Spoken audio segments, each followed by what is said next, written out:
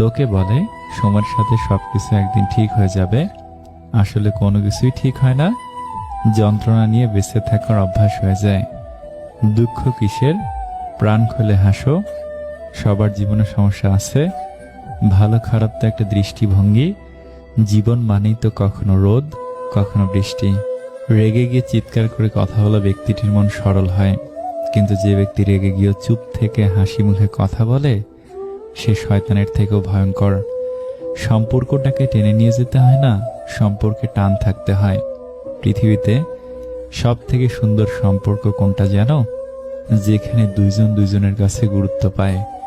ভাগ্য যদি আমাদের মিলায়, দুনিয়ার কোনো শক্তি নেই আটকানোর। মানুষ কোনো জিনিসের মূল্য তখন বুঝতে পারে যখন সেটা সে হারিয়ে ফেলে। উপরে ওঠার জন্য শক্তি দরকার, সেটা মাউন্ট এভারেস্টই হোক বা আপনার পেশায়। যেটা খুব সহজেই পাওয়া যায় সেটা হলো কষ্ট, যেটা খুব কষ্ট করে পেতে হয় সেটা হলো সম্মান, যেটা মন থেকে পাওয়া যায় সেটা হলো ভালোবাসা, আর যেটা ভাগ্য করে পাওয়া যায় সেটাই হচ্ছে বন্ধুত্ব।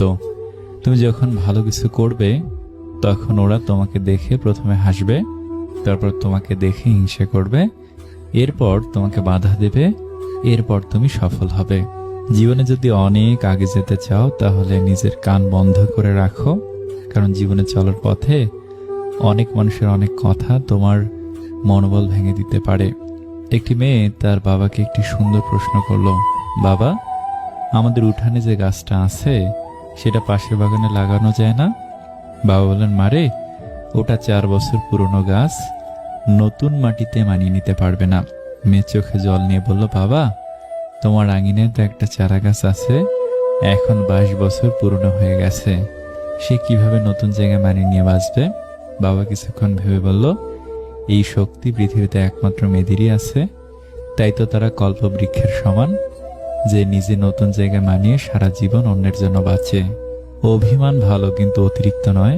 ছোট ছোট অভিমানগুলো সম্পর্ককে সুন্দর করে, আর দীর্ঘমেয়াদী অভিমানগুলো অশান্তি হয়েই রয়ে যায়। নিজেকে কবরে রেখে দুনিয়াকে কল্পনা করে দেখুন, কেউ থেমে নেই আপনার জন্য।